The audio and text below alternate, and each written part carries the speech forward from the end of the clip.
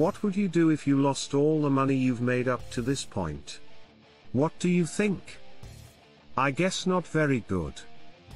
But it is very possible to lose all of your money. In fact, many people are living like this right now.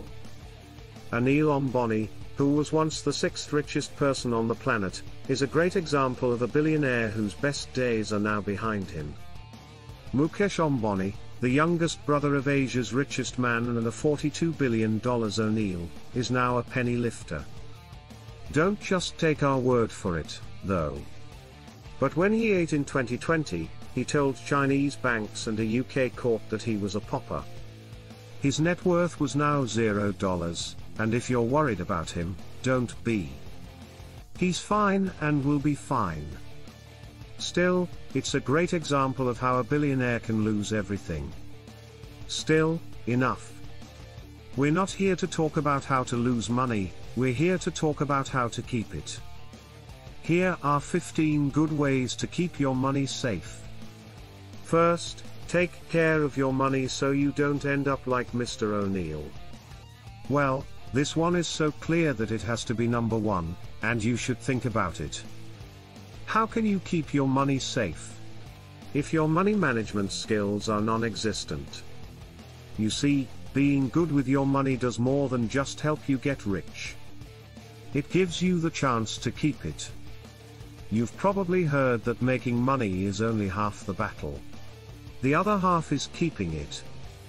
Well, you've heard it now if you hadn't before. So, here's the thing. Making a good budget is by far the best way to handle your money. Budgeting feels like it limits you, because why would you give up the freedom to spend how you want? But don't believe that? If you make a budget and stick to it, you can stay on top of your money. This goes a long way toward helping you keep the money you earn over time and use it to make more money. Don't come at me just yet. You're probably wondering what increasing my income has to do with keeping it the same. Well, let me tell you more. If you make more money, you won't have to use your savings, go into debt, or sell assets to keep your net worth the same.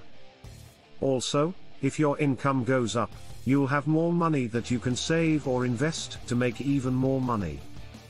Let's get down to business and talk about how you can make more money. You could ask for a raise at work, use your skills to make money as a writer, editor, presenter, or something similar, turn your hobby into a way to make money, or start some other type of passive income activity. Third, make smart investments. Yes, investing wisely is also a great way to keep your money, and I'll tell you why. When you invest money wisely, if you started at point B, you end up with more money. Investing wisely will get you to point C, and because of this, you won't be so set on point B. Worst of all, you could go back to point A. This is pretty basic information, and if you don't know how to invest wisely, well, we have a video that shows exactly where we're putting our money right now. You can click in the top right corner to see it. Diversify is the fourth step. Do you know about the story of Patricia Clues? No. Well, let me fill you in on what's going on. So, John W. married Patricia, who used to be an heiress and a model. Cluj used to be worth $5 billion and was thought to be the richest person in America at the time. This happened back in the 1980s. So, around 1990, the couple split up, and Patricia got a huge settlement of $1 million a year. This gave her the idea to start her own business. Patricia put most of the money from her divorce into a vineyard, which did well for a while but then went downhill, costing her most of her money. She even had to sell some of her art and jewelry at auction. So, what's the lesson here? You need to invest in more than one thing. Instead of putting all of your money into one thing, like the stock market or a house, you should invest in several things. Put your eggs in more than one basket. You've heard the saying, hire a good CPA, and do what they say. Being ahead of the taxman is another great way to keep your money safe. And what better way to do that than to have a good accountant and tax advisor? Is always up to date on changes to tax laws and will give you advice on legal ways to lower your tax burden. This way, you can avoid tax problems and avoid paying fines that could eat up your net worth. Number 6. Get insured. You might not have thought about it much, but protecting your assets is a great way to keep your money safe. Your home or investment properties are now at a higher risk of disasters like Kane's tornadoes, wildfires, hailstorms, or flooding. This is especially true as climate change gets worse. If you are short, it will hurt, but you will be taken care of better. If you aren't, you could be left with a lot of damage and not many options. 7th, talk to a good lawyer. Every day, rich people go to court. Yeah. It is often true that being at the top makes you feel lonely. But they probably didn't tell you as much about how much litigation there is at the top, whether you like it or not. Once you make it, your neighbor, old co-workers, and even random strangers will want to hurt you. Your protection plan. The law list is based on the reason why. Well, it's mostly a piece or even all of your wealth, so you need to hire the best lawyers and have them on your side. They'll help you fight off predators and understand business contracts, among other things. They'll also tell you when to shut up before your mouth costs you half of your money. Number 8, you have a plan for your estate. You need a good reason to make a will. Well, here are 5 reasons to plan your estate, to protect your assets, to make sure your legacy lives on after you're gone, to save money on taxes, to help your favorite cause, and to keep your family out of probate court. All of these are great ways to keep your money safe. Number 9. Choose executors and trustees who will keep your wealth safe. It also comes down to who you choose to be your estate's executor or trustee. You may want to go with a family member because you know them well. But even so, this choice could lead to trouble, as everyone in the family has their own opinions. That could make you think less clearly. So, to make sure everything is clear, it's best to choose a professional, like a lawyer, as an executor or to find a trust company to manage your trust. Number 10, sign a prenup. You're right. A prenup is another way to keep your money safe. Not to be a downer, but even if a relationship starts out with nothing but butterflies and rainbows, it could get nasty, with people calling each other names and trying to kill or steal from each other.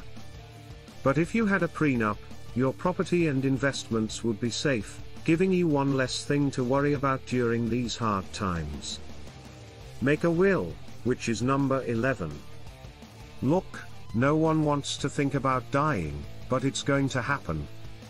And you must write a will. Aside from letting you give your assets to the people you want when you die, you can list your debts in a will, and I'll give you one more tip. If you want your assets to go to your family, you should keep your will up to date. This way, you can keep your money and pass it on the way you want. Number 12. Keep track of what you have.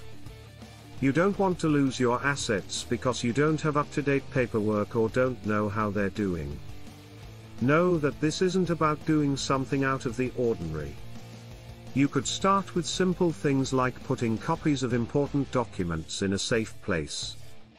These could be insurance papers, withdrawal receipts, bank account papers, retirement contributions, papers for buying a house, powers of attorney, and so on.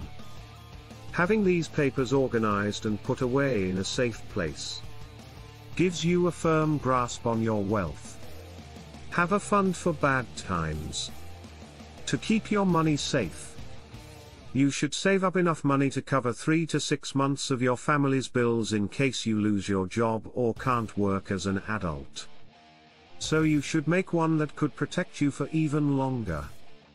But if you set up an emergency fund, you won't have to sell things, take out loans, or use money from your investments to cover yourself.